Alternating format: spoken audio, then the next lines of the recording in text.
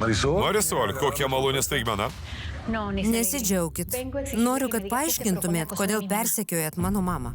Atsakykit, ponė Maldonadai, kodėl siuntinėjat žinutes, kai žinot, kad jį myli mano tėtį? Jis jos gyvenimo meilė.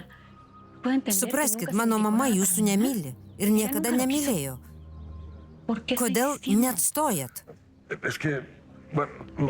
Nepagalvok neteisingai.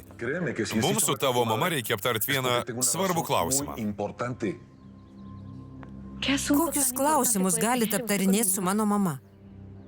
Jis su jumis nutraukė visus ryšius. Prisiklausai to iš savo motinos? Ji tau melavo, Marisol. Mūsų sieja nenutrūkstamas ryšys. Nemanykit, kad patikėsiu, ponė Maldonadai. Meldžiu, atstok nuo mano mamos. Palikit ją ramybėje, dinkit iš mūsų gyvenimo. Nedingsiu iš tavo gyvenimo, Marisol. Negaliu ir nenoriu. Mes turim suartėti, nes tu mano dukra.